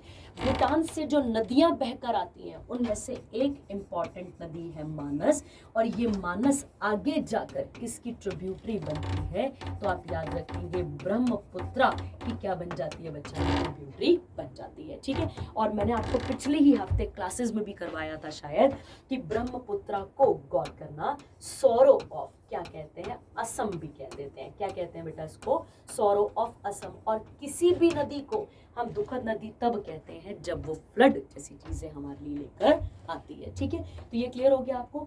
अब जब वो यहाँ पर आए हुए हैं तो किन किन मुद्दों पे बात हो रही है, तो आप याद रखेंगे 4 दिन का विजिट है उनका। और अडानी पावर लिमिटेड ने एक एग्रीमेंट साइन करा है किसके साथ, drug green project corporation of Bhutan के साथ। और ताकि क्या स्टैब्लिश करेंगे हम, 570 मेगावाट का वांगचू हाइड्रो इलेक्ट्रिक प्रोजेक्ट कहाँ पर सेटअप करेंगे, भूटान में। तो ये आपने यहाँ पर क्लियर रखना है, ठीक है। नदियां हैं बेटा, तो नदियों का भरपूर यूज किया जाता है किसमें, हाइड्रो इलेक्ट्रिक प्रोजेक्ट्स में, ठीक है। तो ये आपने क्लियर रखना है। और असम हमारी किन किन स्टेट्स के साथ, असम नहीं सॉरी, भूटान किस किस के साथ बॉर्डर टच करता है, तो आप याद रखेंगे असम के साथ गौर करेंगे वेस्ट बंगाल, अरुणाचल प्रदेश, और सिक्किम के साथ बॉर्डर टच करता है कौन बेटा, तो आप याद रखेंगे भूटान, ठीक है। चलिए आगे बढ़ते हैं। अगला इंपॉर्टेंट, ये रहा आपके पास भूटान, ये इंडिया चाइना आपको दिख रहा है। अच्छा एक और बात याद रखना, भूटान एक लैंडलॉक्ड कंट्री है। लैंडलॉक्ड मतलब चारों तरफ से जमीन से घिरी हुई है, ऊपर देखो तो चाइना और यहाँ देखा जाए तो इंडिया आ जाता है, ठीक है। चलिए आगे बढ़ते हैं। अगला आता है, इंडिया और इजराइल ने एक बायलेटरल इन्वेस्टमेंट ट्रीटी करी है। अब आपके दिमाग में एक पहला क्वेश्चन रहेगा कि ये बायलेटरल इन्वेस्टमेंट ट्रीटी क्या होती है, तो आपने याद रखना है ये एक आप ऐसा कहेंगे BIA, एक ऐसा लीगल एग्रीमेंट होता है दो कंट्रीज के बीच में, जो जब दोनों कंट्रीज एक दूसरे के इन्वेस्टमेंट को प्रोटेक्ट भी करती हैं और प्रमोट भी करती हैं। तो ये आपको यहाँ पर क्लियर रखना है, ठीक है। चलिए तो पढ़ते हैं इसके बारे में और समझते हैं। और इजराइल कहाँ पर आता है बच्चे, तो आप याद रखेंगे वेस्ट एशिया में हमें क्या देखने को मिलता है, इजराइल। तो ये आपने क्लियर रखना है, ठीक है। देखो कहता है यहाँ पर, और हम दोनों देशों के जो रिलेशनशिप है उनको आगे एक्सपैंड करने की बात की जा रही है। कहता है इस विद दिस इजराइल जो है वो पहली OECD का फुल फॉर्म क्या होगा? Organisation for economic cooperation development, मतलब इस तरीके का मेंबर हमारा ये बन चुका है। कहता है Indian investment in Israel are at, अब इंडिया का कितना इन्वेस्टमेंट है? $443 मिलियन, ये आप यहाँ पर इसके साथ देख लेंगे, ठीक है। तो बायलेटरल ट्रेड हुआ है किसके बीच में? तो आप याद रखेंगे इंडिया और इजराइल के बीच में, ये आपने यहाँ पर क्लियर रखना है, ठीक है। चलिए आगे बढ़ते हैं। इसके बाद अगला याद होगा हम ग्रीन एनर्जी की बात करते हैं। हम फ्यूल क्या करते हैं? खरीदते हैं बाकी कंट्री से, उनको जो गल्फ कंट्री से हम फ्यूल खरीदते हैं उनको हम धीरे धीरे करके, मतलब फ्यूल अगर हम देखा जाए तो हमारी इंडिया का जो कर्जा है वो फ्यूल की तरफ ज़्यादा हमें देखने को मिलता है। तो उसको क्या करना है? हमें यहाँ पे कम करना है, और उसी के बारे में यहाँ पर बात की जा रही है। देखिए क्या लिखा है, कहता है इंजीनियर इंडिया लिमिटेड, जो कि एक नवरत्न कंपनी है, याद रखेंगे। और याद होगा तो नवरत्न, महारत्न और मिनी रत्न ये टाइटल्स हैं, या फिर आप ऐसा कह सकते हैं, हाँ ये रिकॉग्निशंस हैं जो किसको मिलते हैं? तो आप याद रखेंगे जो सरकारी कंपनियां होते हैं उन्हें ये टैग दिया जाता है। कहता है इन्होंने अपना एक successfully completed the mechanical work, India का पहला बैम्बू बेस्ड, याद रखेंगे, या बांस आप इसे कह सकते हैं, बायो रिफाइनरी नुमालीगढ़ असम में, ठीक है। अब समझते हैं क्या न्यूज़ है, इसके बारे में बात करते हैं एक एक चीज़ के बारे में। देखिए कहता है इंडिया में, आपको पता है असम में एक नुमालीगढ़ रिफाइनरी लिमिटेड है, जो कि एक सब्सिडरी भी है, एक छोटी सी कंपनी है। किसकी? सब्सिडरी मतलब ब्रांच होता है बेटा, ब्रांच है किसकी? ऑयल इंडिया की। अब ये असम में एक एथेनॉल प्लांट को क्या करेगी? सेटअप करेगी। किसको सेटअप करेगी? एथेनॉल का प्रोडक्शन यहाँ पर क्या करेगी? बढ़ाएगी भी, और प्लांट सेटअप करेगी। अब ये जो प्लांट वो सेटअप करेगी, अब एथेनॉल बच्चा किससे प्रोड्यूस किया जाता था? गन्नों से, मतलब किससे किया जाता था? शुगर केन से। तो गौर करना है, अब शुगर केन को रिप्लेस करेंगे। देखो बच्चा, अगर हम एक ही चीज़ पे निर्भर रह गए तो उस चीज़ की बाद में प्रोडक्शन क्या होती चली जाएगी? खत्म होती चली जाएगी। इसीलिए अगर हम गौर करते हैं, अब हम किसकी तरफ शिफ्ट करेंगे? यहाँ पे बैम्बू, और बैम्बू को रॉ मटेरियल की तरह यूज़ किया जाएगा। क्या बनाने के लिए? तो आप याद रखेंगे एथेनॉल बनाने के लिए, ये आपने यहाँ पर क्लियर रखना है, ठीक है। तो अभी तक एथेनॉल प्रोडक्शन के लिए क्या यूज़ होता था? तो आप याद रखेंगे पहले शुगर केन और कॉर्न, ये वगैरह वगैरह सब चीज़ें यूज़ होती थी, और अब बैम्बू से इसे प्रोड्यूस करने की बात की जा रही है, ठीक है। देखिए तो कहता है बेटा आपको याद रखना है पे, इससे लगभग आप समझेंगे 50,000 टन आ जाएगा एथेनॉल, क्या किया जाएगा? प्रोड्यूस किया जाएगा, जिसे गैसोलिन या फिर पेट्रोल के साथ मिक्स करके व्हीकल्स में यूज़ किया जाएगा, जो कि मतलब कह सकते हैं जो ये एमिशन है, जो कि ये धुआं है, इसे क्या करेगा? कम करने की बात करेगा। उसके अलावा अगर हम बात करते हैं, ये 16,000 टन फर फ्यूरल का मतलब होता है बच्चे, आप ऐसा कह सकते हैं, ये एक गम की तरह होता है। गम समझते हैं ना, जो चिपकती हैं चीज़ें, उसकी तरह होता है। और ये एक्चुअली में पेपर इंडस्ट्री में काम किया जाता है, मतलब चीज़ एक ही रहेगी पर उस एक से और मल्टीपल चीज़ें जनरेट करने की बात की जा रही है, ठीक है। तो याद रखेंगे आप, ये जो प्रोजेक्ट है ये अलाइंड है किसके साथ? Government of India ethanol blending programme, और हमारे इंडिया का टारगेट भी है नेट जीरो एमिशन करना है, कब तक? 2070 तक, ठीक है। तो ये आपने यहाँ पर क्लियर रखना है, ठीक है। और पिछली बार शायद मैंने आपको क्वेश्चन कराया था कि इंडिया की सबसे पहली ऑयल रिफाइनरी, ये भी आपने याद रखना है, वो भी कहाँ पर आती है? असम में ही आती है। और असम में कहाँ पर आती है? डिगबॉय में। कहाँ पर आती है बच्चे? डिगबॉय में। और याद रखेंगे कब खुली थी? तो इसका आंसर होगा 1901, ये आपने क्लियर रखना है, ठीक है। चलिए आगे बढ़ते हैं, अगले वाले करंट अफेयर पे आते हैं। अब अगला वाला करंट अफेयर किसके बारे में बात करता है? आदि संस्कृति, ठीक है, याद रखना आदि संस्कृति के बारे में यहाँ पर बात की जा रही है, ठीक है। अच्छा एक और बात, एक चीज रह गई, याद रखना, बैम्बू को ग्रीन गोल्ड भी कहा जाता है, ठीक है, याद रखेंगे। क्या कहते हैं बेटा? इसको ग्रीन गोल्ड के नाम से भी जाना जाता है, किसको? बैम्बू को। और याद रखेंगे एक और बात, इसी को बैम्बू को ही पुअर मैन, क्या कहते हैं इसे? पुअर मैन्स टिम्बर भी कहा जाता है। क्या कहते हैं इसको? टिम्बर, ठीक है, जिसका मल्टीपल जगहों पर क्या किया जाता है? यूज किया जाता है, ठीक है। तो ये आपने याद रखना है, पुअर मैन्स टिम्बरवी से कहा जाता है। ठीक है, चलिए आगे आगे बढ़ते हैं, अगला वाला। ठीक है, अब समझना बच्चे, और इस बात को पहले क्लियर रखना। ठीक है, समझना क्या बोला गया है। कहता है आदि संस्कृति, देखो जरा यहाँ पे पहले क्या लिखा हुआ है, आदि संस्कृति वर्ल्ड की पहली, गौर करना, वर्ल्ड की पहली डिजिटल यूनिवर्सिटी बनेगी जो कि प्रिजर्व और प्रमोट करेगी कल्चर, नॉलेज, किसका नॉलेज, किसका कल्चर प्रिजर्व करेगी, गौर करना, ये ट्राइबल एरियाज का, ये गौर करने वाला है, और एक ऑनलाइन मार्केट प्लेस प्रोवाइड करेगा for the world to access product made by tribal artisans. तो आपको याद रखना है, सीधी सीधी बात है, हम ट्राइबल चीज़ों को आगे बढ़ाने की बात कर रहे हैं। अब आइए क्या लिखा हुआ है, कहता है मिनिस्ट्री ऑफ ट्राइबल अफेयर्स, किसके पास है ये, तो आप याद रखेंगे जुअल ओराम के पास ये मिनिस्ट्री देखने को मिलती है। कहता है इन्होंने लॉन्च करा है बेटा वर्जन ऑफ आदि संस्कृति during the national conference on आदि कर्म योगी अभियान, और ये कहाँ पे चल रहा था, नई दिल्ली में। तो याद रखना ये एक डिजिटल लर्निंग प्लेटफॉर्म रहेगा जिसमें जो ट्राइबल्स का आर्ट फॉर्म है, उनका कल्चर हो गया, उनकी हेरिटेज हो गया, किस तरीके से वो अपना जीवन जीते हैं, इन सब के बारे में यहाँ से हमें पता चलेगा। ठीक है, आपको पता है इंडिया में इतनी सारे ट्राइबल लोग हैं, उनका या उनके यहाँ और उनके कल्चर को यहाँ पर प्रिजर्व करने की बात की जा रही है। कहता है ये प्लेटफॉर्म इंटीग्रेट करेगा किसके साथ, 3 मेजर कंपोनेंट्स के साथ, गौर करना कितने कंपोनेंट्स के साथ, तो आप याद रखेंगे 3 मेजर कंपोनेंट्स के साथ, जिसमें से पहला आता है आदि विश्वविद्यालय, जिसको डिजिटल ट्राइबल आर्ट एकेडमी भी आप कह सकते हैं, जिसमें उनका डांस, उनका पेंटिंग, उनका क्राफ्ट, उनका म्यूजिक, उनका फोकलोर सब यहाँ पर कवर किया जाएगा। एक आता है आदि संपदा मतलब 50,000 डॉक्यूमेंट्स यहाँ पर रखे जाएंगे, और उनकी थीम भी होगी, मतलब जैसे अगर कोई पेंटिंग बनती है, कोई भी बेटा मूर्ति बनती है, तो उसकी थीम होती है पीछे, तो पेंटिंग, डांस, उनके कपड़े, उनके टेक्सटाइल, उनका आर्टिफैक्ट, लाइवलीहुड, सब कुछ यहाँ पर प्रिजर्व किया जाएगा। आदि हाट लगाए जाएंगे, गौर करते हैं ये किसके साथ लिंक्ड होगा, ट्राइफेड के साथ। ट्राइफेड का फुल फॉर्म है tribal cooperative marketing development federation of India limited. ये एक ऑनलाइन मार्केट प्रोवाइड करेगा किसके लिए बच्चे, जो ट्राइबल आर्टिस्ट होते हैं उनको एक डिजिटल प्लेटफॉर्म यहाँ पर प्रोवाइड करेगा, ताकि लोग सीधे के मार्केट पे जाके सामान ना खरीदें, जैसे टोकरियाँ बनाना हो गया, मैट्स बनाना हो गया, लोग उनसे ना खरीदे, डायरेक्टली किससे खरीदें, यहाँ पर इन ट्राइबल लोगों से।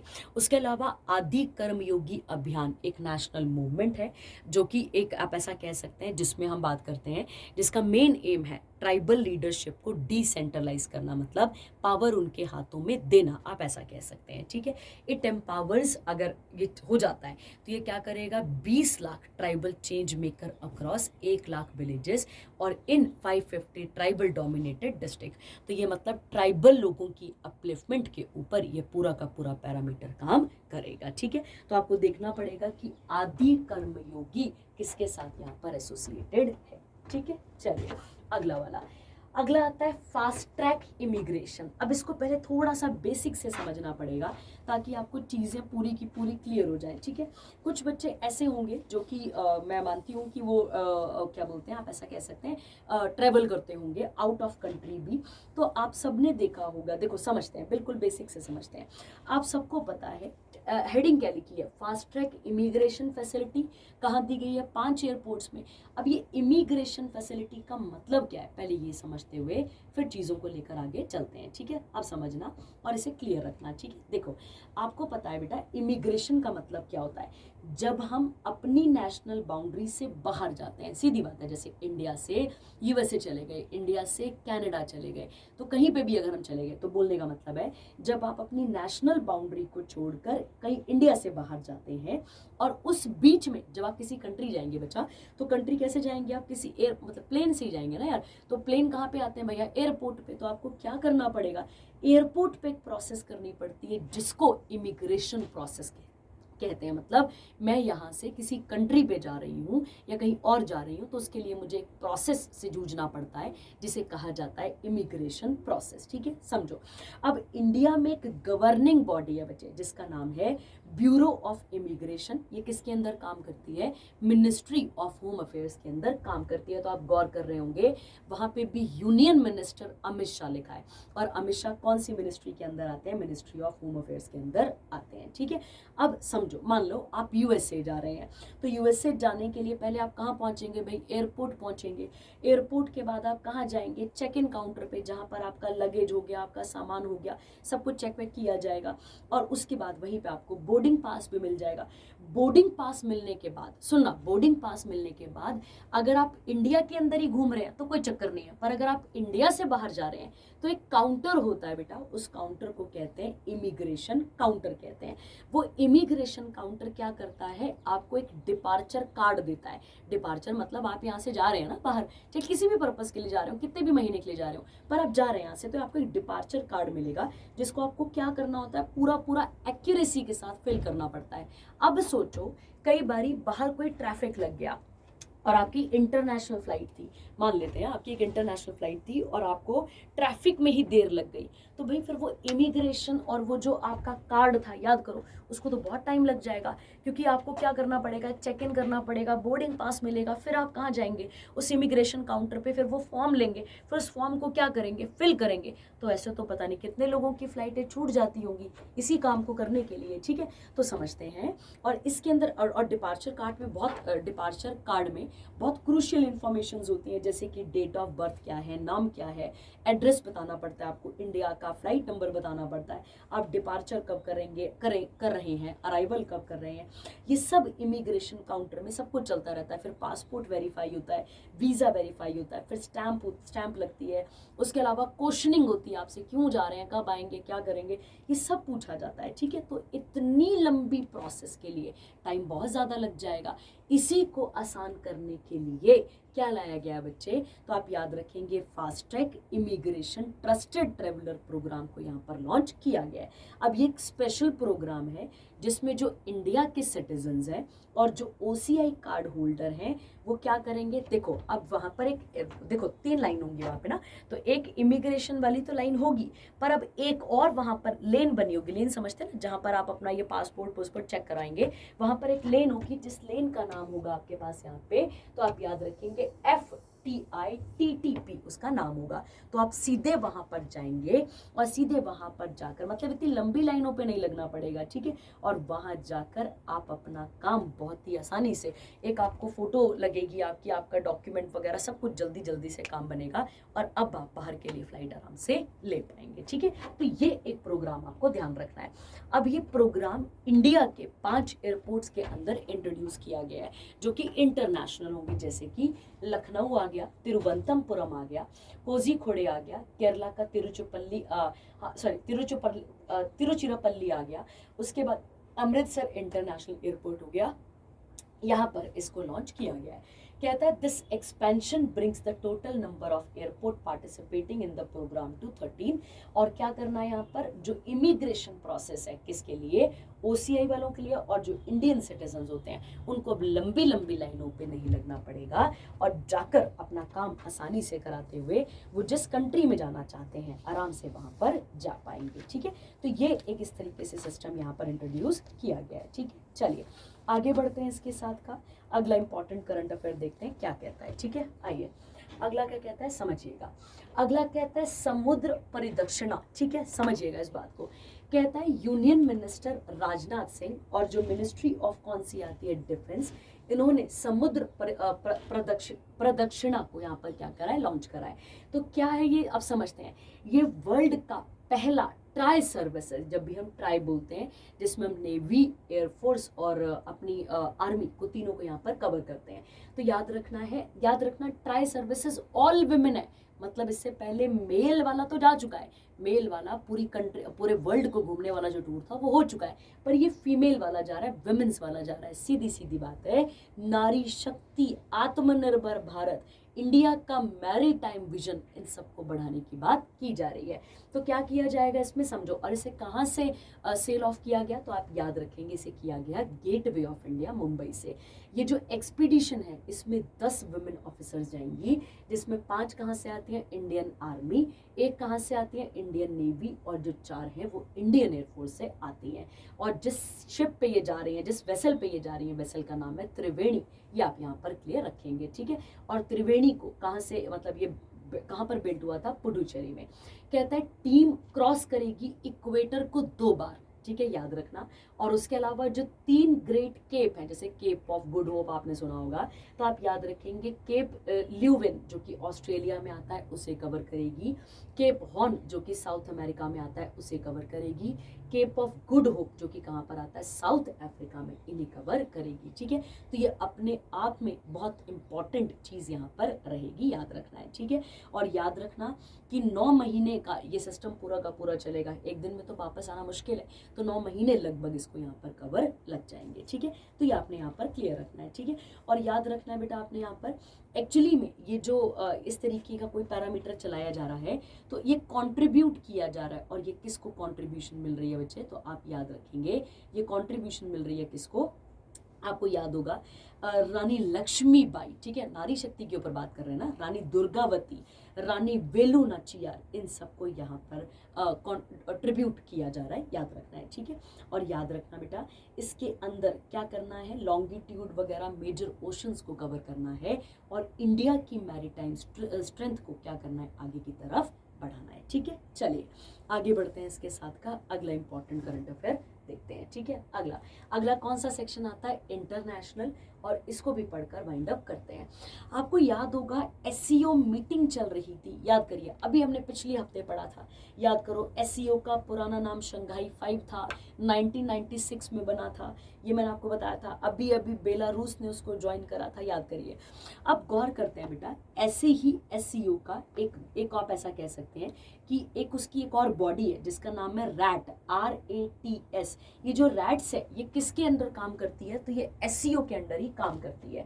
और ये कहाँ पर हुई है मीटिंग, तो आप याद रखेंगे खोलफोन अता, ये कहाँ पर आता है, किर्गिस्तान में।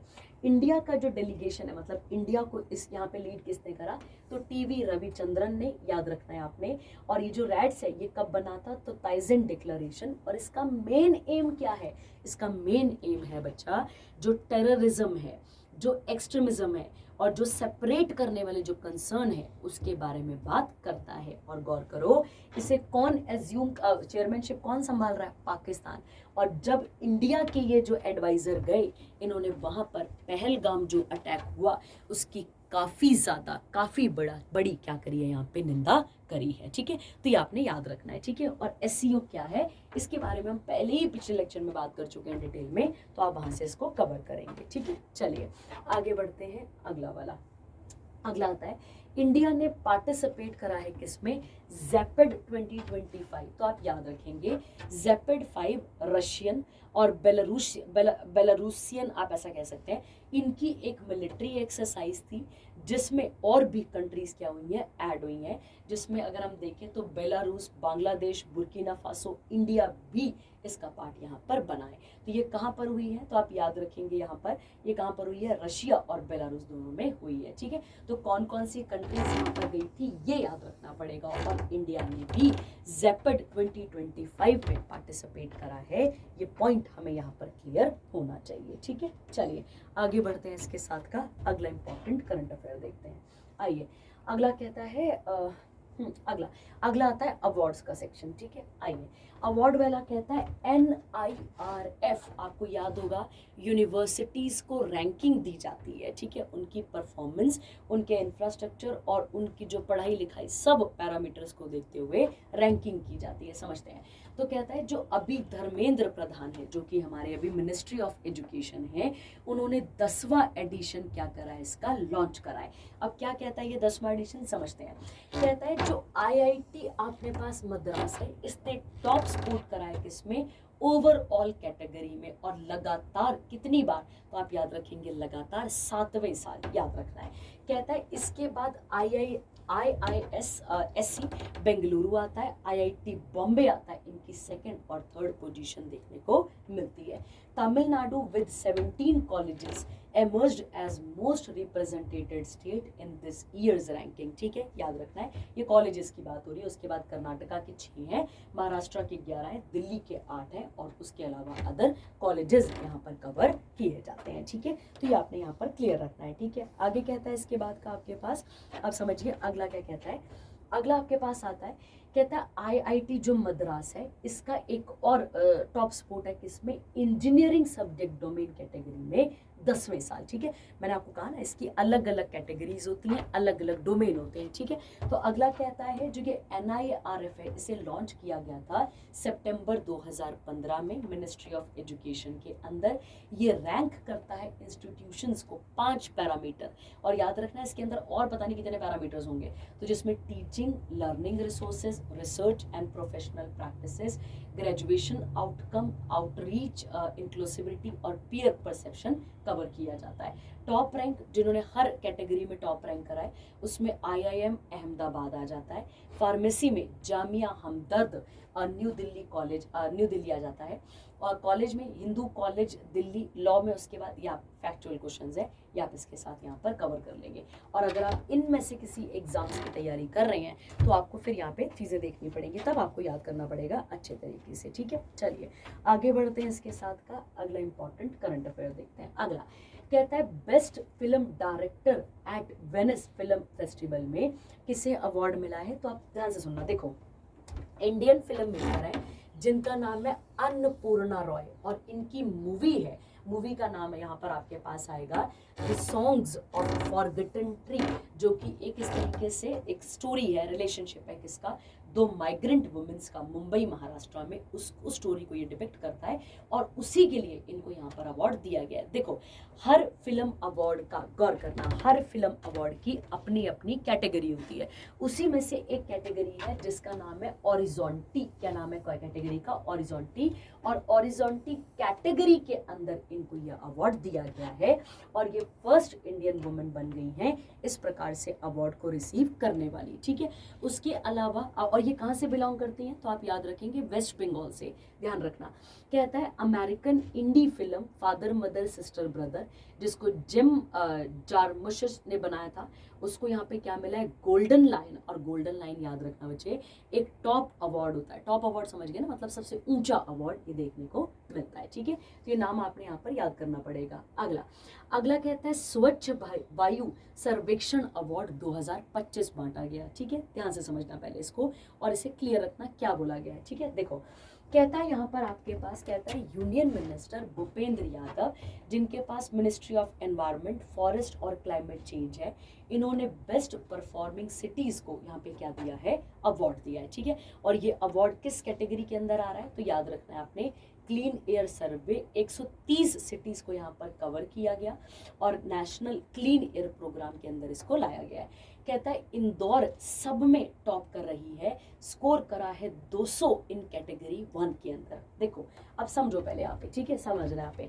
3 कैटेगरीज हैं इसकी, समझना पहले, ये समझना पड़ेगा आपको ताकि आपको क्लियर हो जाए। ठीक है, इसकी क्या है बच्चा, 3 कैटेगरीज हैं और वो 3 कैटेगरीज कहती हैं, एक कहती है जहाँ जनसंख्या 10 लाख से ज़्यादा है, एक आती है जहाँ पे 3 से 10 लाख जनसंख्या है, और एक है जिनकी जनसंख्या 3 लाख से कम है। ये लिखा हुआ है, ये आप यहाँ पे गौर कर लेंगे, लिखा हुआ है यहाँ पे। ठीक है, उसके बाद क्या कहता है, कहता है यहाँ पे ये जो अवार्ड है वो 11 बेस्ट परफॉर्मिंग सिटीज को दिया गया इन्हीं 3 कैटेगरीज के अंदर, ये आपको यहाँ पर क्लियर रखना है।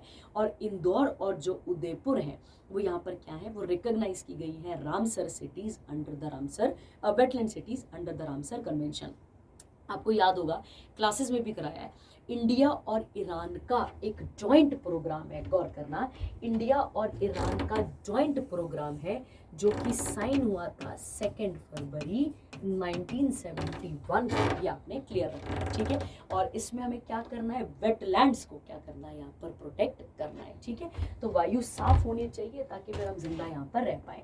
कहता है out of 11 cities 3 major are from Madhya Pradesh, उसके बाद यूपी से भी 3 है, हिमाचल से 1 है, गुजरात से 1 है, राजस्थान से 1 है, उड़ीसा से 1 है और आंध्र प्रदेश से भी 1 है। ठीक है, और याद रखना ये उन्हीं सिटीज़ को क्या किया गया, कवर किया गया जहाँ पर ज़्यादा खतरा है। ठीक है, याद रखेंगे। ठीक है, अगला, और अगला अगर आप गौर करें, आपको याद है अभी हमने थोड़ी देर पहले बात करी एक प्रोग्राम की, क्या नाम था प्रोग्राम का, नेशनल क्लीन एयर प्रोग्राम। क्या नाम आता है इसका, नेशनल क्लीन एयर प्रोग्राम इसका नाम आता है। अगर हम इस प्रोग्राम की बात करें, इस प्रोग्राम को लॉन्च किया गया था सन 2019 में। कब लॉन्च किया गया था, 2019 में, और किसके द्वारा किया गया था, तो आप याद रखेंगे मिनिस्ट्री ऑफ, याद रखना है आपने, मिनिस्ट्री ऑफ जो अपने पास एनवायरनमेंट और जो आपके पास आ जाएगा फॉरेस्ट और क्लाइमेट चेंज है, उसके अंदर इसको यहाँ पर सेटअप किया गया था। ठीक है, तो ये आप यहाँ पर याद रखेंगे। और उसके अलावा आप याद रखेंगे इनके टारगेट्स भी हैं। और टारगेट क्या कहते हैं बच्चा, टारगेट ये कहते हैं कि जो पीएम लेवल है, पीएम समझते हैं ना, पार्टिकुलेट लेवल मैटर जो लेवल होता है, उसको 40% तक कम करना है ताकि ये जगहें रहने लायक हमारे पास बन पाएँ। ठीक है, चलिए अगला बढ़ते हैं। अगला वाला अवार्ड आता है आपके पास कौन सा, वेरी वेरी इंपॉर्टेंट, प्रधानमंत्री, याद रखना है, नरसिम्हा मेमोरियल अवार्ड। गौर करना, क्या नाम है इसका, प्रधानमंत्री नरसिम्हा राव मेमोरियल अवार्ड। आपको याद होगा पीवी नरसिम्हा हमारे क्या रहे हैं, प्राइम मिनिस्टर भी रहे हैं। गौर करना, और प्राइम मिनिस्टर कब से कब तक, 1991 से लेकर 1996 तक ये हमारे एज प्राइम मिनिस्टर भी रहे हैं। इन्हीं को हम किस नाम से जानते हैं, father of Indian economic reform के नाम से जानते हैं। तो ये आप यहाँ पर क्लियर रखते हैं। ठीक है, अब आते हैं इसके बारे में बात करते हैं और क्लियर रखते हैं। ठीक है, देखिए अगर हम बात करते हैं इस अवार्ड की, तो ये अवार्ड किसको दिया गया, तो डॉक्टर मनमोहन सिंह को दिया गया। पर आपको पता है उनकी डेथ हो चुकी है, और उनके बाद इसे अटेंड करने के लिए उनकी पत्नी आई थी मनमोहन सिंह की, और उन्होंने इसको क्या करा, यहाँ पे रिसीव करा है। ठीक है, ये याद रखना है। अब गौर करते हैं, आपको पता है कि अगर हम बात करते हैं किसकी, डॉक्टर मनमोहन सिंह की अगर हम बात करते हैं, तो डॉक्टर मनमोहन सिंह का एक बहुत बड़ा कंट्रीब्यूशन है किसमें, भारतीय इतिहास में। ठीक है, और कभी भूलने वाला है क्योंकि बहुत इंपॉर्टेंट पर्सन थे ये हमारे पास। चलिए बात करते हैं इनके बारे में और डिटेल में समझते हैं कि क्या क्या इन्होंने किया हुआ है। ठीक है, तो आपको पहले समझना पड़ेगा, ये हमारे पास डॉक्टर मनमोहन सिंह हमारे पास चीफ इकोनॉमिक, गौर करेंगे क्या रहे हैं, चीफ इकोनॉमिक एडवाइजर भी रहे हैं। ध्यान रखें। ठीक है, तो पहले आप याद रखेंगे डॉक्टर मनमोहन सिंह का contribution as a chief economic adviser आता है कब से कब तक, तो 1972 से लेकर 1976 तक। ये आप यहाँ पर क्लियर रखेंगे। ठीक है, ये आप लिखते जाना, लिस्ट बनाते जाना। उसके बाद ये सेक्रेटरी बने किसके, मिनिस्ट्री ऑफ फाइनेंस के। तो ये क्या बने, सेक्रेटरी बने किसके बच्चे, तो आप याद रखेंगे मिनिस्ट्री ऑफ फाइनेंस की। ये आप यहाँ पर क्लियर रखेंगे। ठीक है, तो 1976 से लेकर 80 तक इन्होंने इस पोस्ट को भी क्या करा, बखूबी संभाला। ठीक है, तो आप यहाँ पर याद रखेंगे। उसके बाद अगली अगर हम बात करते हैं, तो ये 15th नंबर के, गौर करना, 15th नंबर के आरबीआई क्या बने बच्चे, गवर्नर बने। ठीक है, और कब से कब तक, 1982 से लेकर 1985 तक। तो ये क्या रहे हमारे, एज आरबीआई गवर्नर भी हमारे पास रहे। ठीक है, उसके अलावा अगर हम बात करते हैं, 1985 से 87, ध्यान रखना, 1985 से 87। ठीक है, ये जो प्लानिंग कमीशन था वहाँ पे डेप्यूटी चेयरमैन बनकर रहे। तो ऐसे बंदे को यह अवार्ड मिलना जायज़ है भाई, बहुत बड़ा कंट्रीब्यूशन है इनका कहाँ पर, भारतीय इतिहास में। ये आप यहाँ पर क्लियर रखेंगे। ठीक है, अगर हम बात करें जब ये फाइनेंस मिनिस्टर बने तो इन्होंने एलपीजी को इंट्रोड्यूस करा। याद करिए एलपीजी का फुल फॉर्म क्या आएगा, लिबरलाइजेशन, प्राइवेटाइजेशन, ग्लोबलाइजेशन। और ये कब इंट्रोड्यूस हुआ था, 1991 में। ये आपने याद रखना है। अभी हमने करंट अफेयर पढ़ा था जिसमें हमने एनएससी के बारे में बात करी थी जिसका नाम था नेशनल स्टॉक एक्सचेंज। 1992 में इसे भी लाने में एक इम्पॉर्टेंट रोल किसका रहा है, तो आप याद रखेंगे डॉक्टर मनमोहन सिंह का, ठीक है। और डॉक्टर मनमोहन सिंह कौन थे, फाइनेंस मिनिस्टर थे इस समय। और किसके फाइनेंस मिनिस्टर थे, तो जो पीवी नरसिम्हा राव हैं इनके क्या थे, ये फाइनेंस मिनिस्टर बनकर रहे हैं। ये आपने यहाँ पर क्लियर रखना है, ठीक है। जब ये प्रधानमंत्री बने तो ये क्या क्या इंट्रोड्यूस करते हैं, मनरेगा, याद होगा, ठीक है। MGNERNREGA होगा, हाँ मनरेगा, ठीक है। और मनरेगा आपको पता है Mahatma Gandhi national rural employment guarantee act 2005 ये आया था, ठीक है। तो 2005 इन्हीं के टाइम पर आया है। RTE राइट टू एजुकेशन 2009 किसके टाइम पर आया, अगेन डॉक्टर मनमोहन सिंह जब प्रधानमंत्री थे उनके टाइम पर आया है। उसके अलावा आपने सुना है, हमने कई बार करंट अफेयर में पढ़ा है, फूड सिक्योरिटी एक्ट 2013 भी किसने इंट्रोड्यूस करा था, तो डॉक्टर मनमोहन सिंह के टाइम पर इंट्रोड्यूस किया गया था, ठीक है। चलिए अगला सेक्शन आता है साइंस और टेक, इसके बारे में बात कर लेते हैं। चाइना ने क्या करा है बच्चे, तो JL-1 बैलिस्टिक मिसाइल को क्या करा, यहाँ पे लॉन्च करा है। और इसकी अगर हम बात करते हैं तो ये कहाँ से किया गया देख लेंगे, पर गौर करने वाली बात है ये न्यूक्लियर ट्रेड है, ये हमें यहाँ पर समझना पड़ेगा, ठीक है। तो आप इसकी पिक्चर भी देख सकते हैं, इस तरीके से एक रॉकेट है और सॉरी मिसाइल है, और इस मिसाइल का यूज़ अब कहाँ, मतलब यूज़ तो भी देखो अगर लड़ाइयाँ होती हैं तो यूज़ बिल्कुल भरपूर बनेगा, और ये बस आपको यहाँ पर क्लियर रखना है, ठीक है। तो इस तरीके से एक लॉन्च किया गया जो कि न्यूक्लियर कैपेबिलिटी रखता है, बस इसको हमें यहाँ पर सीखना है, ठीक है। और किस उससे लॉन्च किया गया इसको, तो याद रखेंगे H-60N बॉम्बर से इसको क्या किया गया, यहाँ पे लॉन्च किया गया। और कुछ नहीं करना, ठीक है, बाकी इतना काम का नहीं है। आगे अगला आता है आपके पास ACTCM बराज। आपको पता है टॉर्पेडो की यहाँ पर बात हो रही है। टॉर्पेडो अगर आपको पता होगा, अगर मान लेते हैं जमीन पे लड़ाई होगी तो जमीन पे तो टैंक्स हैं, बहुत सारी चीजें हैं, मिसाइल्स हैं, पर अगर वाटर पे लड़ाई हो तो अंडर वाटर मिसाइल्स होती हैं, उन्हें क्या कहते हैं बच्चे, टॉर्पेडो। तो याद रखना है इंडियन नेवी ने लॉन्च करी है 11th एम्यूनेशन कम टॉर्पेडो कम मिसाइल को, और याद रखना इसे कहाँ से लॉन्च किया गया, थाने महाराष्ट्र से इसको लॉन्च किया गया। इन मार्च 2021 मिनिस्ट्री ऑफ डिफेंस ने एक MOU साइन करा था किसके साथ, MSME के साथ, ताकि इस तरीके के बराज या शिप्स को क्या किया जाए, बनाया जाए, ठीक है। और याद रखना ये एक ही पर्पस से बनती हैं, डिस्ट्रक्शन, सीधी बात है, तबाही कर कर ये लौटती हैं, ठीक है। चलिए आगे बढ़ते हैं अगले वाले पे। अगला आता है आपके पास यहाँ पे ASR Lenja and commission into क्या जाएगा आपके पास यहाँ पे इंडियन नेवी।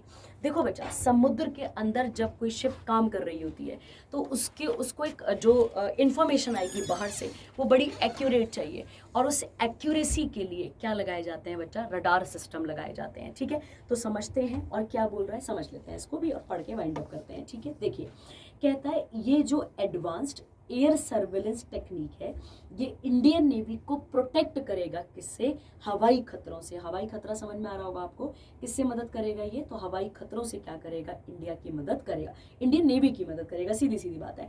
ये रडार लंबी दूरी तक क्या कर सकता है, नजर बना के रख सकता है और बड़ी एक्यूरेट इंफॉर्मेशन प्रोवाइड करेगा।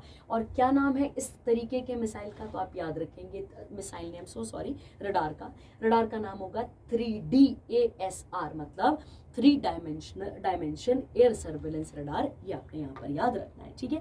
और याद रखना है बच्चे, अगर हम बात करें टोटल 23 रडार सिस्टम बनाए जाएंगे, जिसमें से 3 स्पेन में बनेंगे और 20 कहाँ पर बनेंगे, इंडिया में।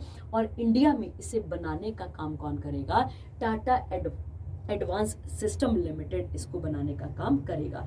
और ये इंडिया को इतना कैपेबल बनाएगा या इंडियन नेवी को क्या बनाएगा, यहाँ पर सक्षम बनाएगा, ताकि युद्ध से रिलेटेड वो एक एक्यूरेट इंफॉर्मेशन को गेन करें और उस एक्यूरेट इंफॉर्मेशन का यूज सही तरीके से यहाँ पर कर पाए, ठीक है। चलिए आगे बढ़ते हैं इसके साथ का अगला इंपॉर्टेंट करंट अफेयर। अगला आता है स्पोर्ट्स, और स्पोर्ट्स को भी यहाँ पर देख लेते हैं।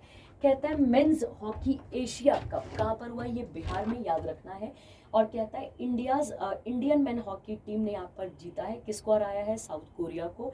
कहता है ये जो विक्ट्री है, ये अब यहाँ पर याद रखना, ये इंडिया की 4th एशिया कप विक्ट्री है, और अब इंडिया क्वालिफाई हो चुका है 2026 के जो इंटरनेशनल हॉकी फेडरेशन मैच होंगे, कहाँ पर, नीदरलैंड और बेल्जियम में, वहाँ पर पार्टिसिपेट करेगा।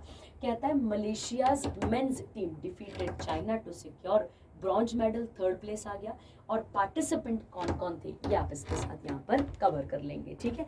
और याद रखना है बेटा ये कहाँ पर हुआ है, तो बिहार स्पोर्ट्स एक यूनिवर्सिटी हॉकी स्टेडियम है, वहीं पर इसको कंडक्ट किया गया है, ठीक है। पार्टिसिपेंट पढ़ लिए, अब इसके साथ आगे देखो। कहता है पाकिस्तान ने यहाँ से क्या कर लिया था, विड्रॉ कर लिया था, और कुछ सिक्योरिटी कंसर्न्स थे, वो इतना काम का नहीं है। उसके बाद है हीरो ऑफ द टूर्नामेंट किसको मिला है, अभिषेक को, जिन्होंने 6 गोल किए हैं। उसके बाद आता है AHF बेस्ट गोलकीपर किसे मिला है, किम जेहान जो कि कोरियन है। South Korea 5 time title winner since the tournament बना है, और इंडिया कितना टाइम विनर हो चुका है, 4 टाइम विनर बन चुका है। उसके बाद है एशियन हॉकी फेडरेशन के हेडक्वार्टर कहाँ पर है, कुआलालंपुर में। और हॉकी रिलेटेड कप्स कौन कौन से आ जाते हैं, तो याद करिए करवाया हुआ है आपको आगाह खान कप, उसके बाद आ जाएगा Durand cup, Durand name sorry. उसके बाद आपके पास आ जाएगा Dhyanchand trophy, Nehru trophy, Beighton trophy आ जाएगी या कप आ जाएगा, और रंगास्वामी कप आपको यहाँ पर देखने को मिलता है, ठीक है। चलिए आगे वाले पे बढ़ते हैं, अगले वाले को कवर करते हैं। अगला वाला कहता है आपके पास US ओपन टेनिस, अगर आपको याद होगा तो अगर आपको पता होगा इसके बारे में, यहीं पे बात करते हैं इसके बारे में। आपको पता है 4 ग्रैंड स्लैम्स हैं, ठीक है। पहले न्यूज़ को वाइंड अप करते हैं, फिर ग्रैंड स्लैम पे आते हैं। कहता है US ओपन टूर मतलब US ओपन टेनिस मैच हो गया है, और ये कहाँ पर, ये आउटडोर हार्ड कोर्ट में हुआ है, और स्पेन के कार्लोस एल्काराज इन्होंने क्या करा है यहाँ पे, मेन सिंगल टाइटल को जीता है। किसे हराने के बाद, तो इटली के जेनिक सिनर को हराने के बाद। उसके बाद है बेलारूस की अर्निया सबेलिंका, इन्होंने वुमेन सिंगल का टाइटल यहाँ पर जीता है, किसको हराने के बाद, USA की आमांदा इनको हराने के बाद। अब टोटल प्राइज मनी कितनी रहेगी यहाँ पर, तो आप याद रखेंगे 90 मिलियन, और with the men's and women single championship each जितना पैसा मिलेगा।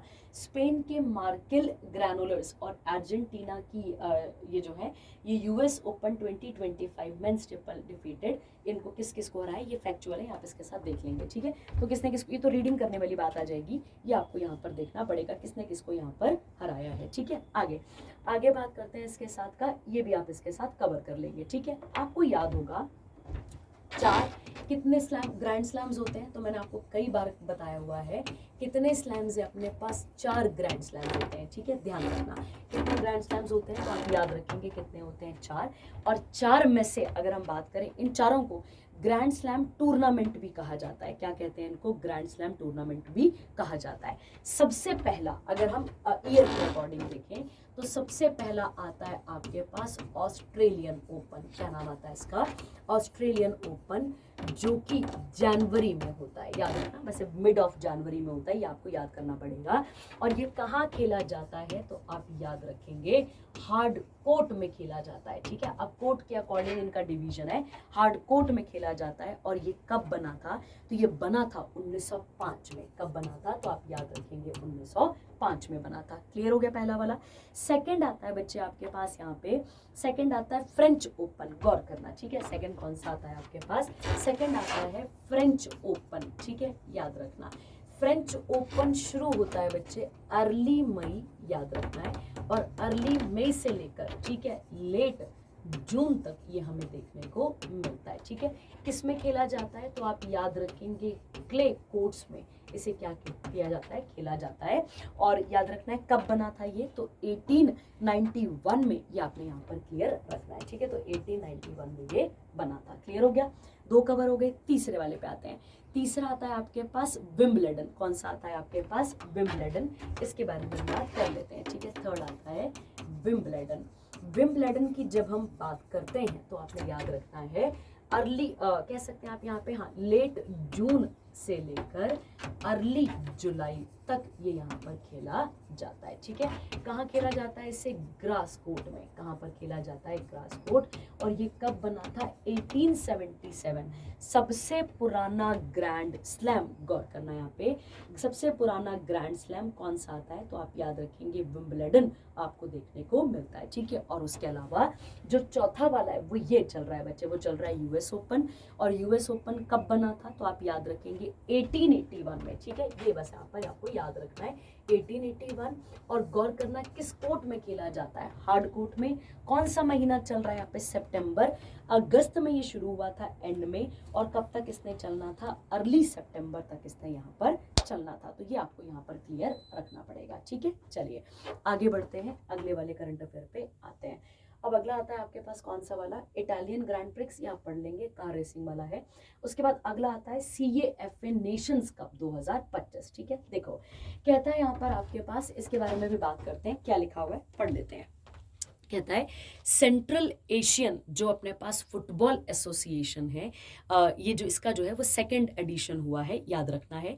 और ये कहाँ पर हुआ, तजाकिस्तान और उज्बेकिस्तान में, ठीक है। कहता है यहाँ पर होस्ट कौन था, Uzbekistan. Uzbekistan defending champion Iran को यहाँ पर हराया है।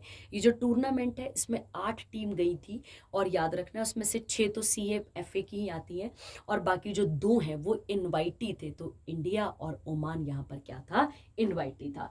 और इंडियन नेशनल फुटबॉल टीम को लीड कौन कर रहे थे, तो गुरप्रीत सिंह संधू, आपने याद रखना है। और उसके अलावा इन्होंने वहां पर कौन सा मेडल जीता है, तो आप याद रखेंगे ब्रॉन्ज। और किसे हराया है, आप याद रखेंगे ओमान। तो जो 2 इनवाइटीज थे उनके बीच में भी वहां पर फुटबॉल मैच देखा गया है, ठीक है। तो ये आपने क्लियर रखना है, और याद रखना ये 2 सालों में एक बार होने वाला इवेंट हमें देखने को मिलता है, ठीक है। ये आपने यहाँ पे क्लियर रखना है। अब अगला क्या कहता है, विक्ट्री जो है वो मतलब जैसे पहली विक्ट्री है हमारी ओमान के ऊपर। इंडिया का रैंक फीफा में कितना हो चुका है, 133, याद रखना है। India was announced as the guest team after Malaysia withdraw from the tournament, ठीक है। तो मलेशिया पीछे हट गया था, फिर हम गए हैं। अब किसे किसे अवार्ड मिला, ये सब पढ़ने वाला है और अंडरलाइन करने वाला है। आगे कहता है जो CAFA है ये एक one of the 5 regional bodies है, जो कि अगर हम बात करें जो कि किससे डील करता है, फुटबॉल से डील करता है एशिया के अंदर। इसके अंदर कितनी कंट्रीज आ जाती हैं, 6 फुल नेशन एसोसिएशन आते हैं, जिसमें Afghanistan, Iran, Kyrgyzstan, Tajikistan, Turkmenistan, Uzbekistan, ये सब इसके अंदर आ जाते हैं, ठीक है। तो ये स्थान आपको पढ़ने पड़ेंगे और एक बार देखने पड़ेंगे, ठीक है। चलिए आगे बढ़ते हैं, इसके साथ का अगला इंपॉर्टेंट करंट अफेयर देख लेते हैं। अगला आता है बैंकिंग और इकोनॉमी। अब ये पूरी रिपोर्ट बच्चा आपने इसको खुद पढ़ लेना है, मैं आपको समझा देती हूँ। आपको पता होगा बच्चे माइक्रो फाइनेंस किसे कहते हैं, तो माइक्रो फाइनेंस वो कंपनीज होती हैं जो छोटे पैमाने पे लोन और क्या करती हैं, फाइनेंशियल सर्विसेज को क्या करती हैं, प्रोवाइड करती हैं। तो अभी अभी कौन सी रिपोर्ट आई है, तो कहता है Gurugram based micro finance industry network है, जो कि एक अम्ब्रेला ऑर्गेनाइजेशन है माइक्रो फाइनेंस इंस्टीट्यूशन की। इन्होंने अपनी रिपोर्ट को यहाँ पर पेश करा है, ठीक है। और इसके अंदर पूरा का पूरा पैसा जो डिसबर्स होता है, जो निकलता है पैसा, जो दिया जाता है, जो पे ऑफ होता है, उसके बारे में रिपोर्ट ये कवर की गई है, ठीक है। तो आप इसके साथ इसको पढ़ लेंगे, ये बिल्कुल फैक्चुअल है, आप इसे कवर कर लेंगे, ठीक है। अगला आता है books and authors. Books and authors पे बात करते हैं। देखिए आपको याद होगा 7 मई को एक ऑपरेशन लॉन्च हुआ था इंडिया की तरफ से, जिसका नाम क्या था बच्चे, अगर आपको याद होगा, जिसका नाम था आपके पास ऑपरेशन सिंदूर। ऑपरेशन सिंदूर हमें तो देखो दिखा, हमें तो पता चला है ना कि ऑपरेशन सिंदूर हुआ, पर इसी के ऊपर जो हमारी इंडियन आर्मी के चीफ हैं, जिनका नाम क्या है, उपेंद्र द्विवेदी, इन्होंने बुक लिखी है, और बुक का नाम है operation Sindoor the untold stories of India's deep strike inside Pakistan. और इसे किसने ऑथर करा इनके साथ, तो आप याद रखेंगे कंवलजीत सिंह, ये आपने याद रखना है, ठीक है। और ये जो पहलगाम अटैक हुआ बेटा, उसके बाद हमने ये क्या लॉन्च करा था, ऑपरेशन सिंदूर, इसके साथ ये पूरी की पूरी चीज डील करती है, ठीक है। चलिए आगे बढ़ेंगे, अगला वाला अगला सेक्शन आता है इंपॉर्टेंट डेज, और डेज की बात कर लेते हैं। याद करिए अभी अभी हमने इंडिया में भी एक वायु अगर आपको याद होगा सर्वेक्षण अभी अभी हमने पढ़ा था, तो वैसी एक अपने पास आया international day of clean air for blue skies, ठीक है। देखो समझो, अगर साफ हवा रहेगी, ठीक है, तो भैया हमारे लिए तो अच्छा ही है ना, हमारे लिए तो बहुत इंपॉर्टेंट है ये। तो ये डे कब मनाया जाता है, 7 सितंबर को मनाया जाता है, याद रखना है आपने। और ये जो है वो क्या हाईलाइट करता है कि एयर पॉल्यूशन को कम करना है, क्योंकि ये वर्ल्ड का सबसे बड़ा एक हेल्थ रिस्क बन चुका है, ठीक है। और आपने याद रखना है, अगर हम इसकी बात करते हैं तो ये प्रोग्राम इसको किसने लॉन्च करा है, तो आप याद रखेंगे UNEP ने, united nation environmental programme, united nation environmental programme, ठीक है। तो आप इसके साथ नोट डाउन कर लेंगे, ठीक है। अगला आता है मोस्ट इंपॉर्टेंट करंट अफेयर, याद रखना है आपने। कहता है इंटरनेशनल लिटरेसी डे हम कब मनाते हैं बच्चे? 8 सितंबर को मनाते हैं, ठीक है। कब मनाते हैं? 8 सितंबर को, और इसके बारे में बात करते हैं। आपको पता होगा हमारे पास कुछ सस्टेनेबल डेवलपमेंट गोल्स हैं। जो सस्टेनेबल डेवलपमेंट गोल नंबर 4 है, ठीक है, वो किसके बारे में बात करता है? तो आप याद रखेंगे वो डील करता है किसके बारे में? क्वालिटी एजुकेशन के बारे में। किसके बारे में डील करता है? क्वालिटी एजुकेशन के बारे में। तो कहता है अब ये डे कौन सी बॉडी मनवा रही है? तो दैट इज यूनेस्को। थीम क्या है? लिटरेसी को प्रमोट करना है और डिजिटल एरा की तरफ लेके जाना है। हम डिजिटलाइज हो रहे हैं ना। आगे कहता है बेटा इसके बाद का ये आइडिया जो है वो एक वर्ल्ड कांग्रेस हुई थी मिनिस्टर ऑफ एजुकेशन की, जिसमें जो है इलिटरेसी को ख़त्म करने की बात हुई थी। और ये कहाँ स्टार्ट हुआ था? तेहरान, ईरान में 1965 में, ठीक है। तो ये आपने यहाँ पर क्लियर रखना है। इसका इवेंट कहाँ पर हुआ है? तो पेरिस, फ्रांस में ही होता है। अब एक चीज़ देखो यहाँ पे क्या लिखा है। आपको याद है एक स्कीम थी जिसका नाम था उल्लास, अगर आपको याद होगा उल्लास।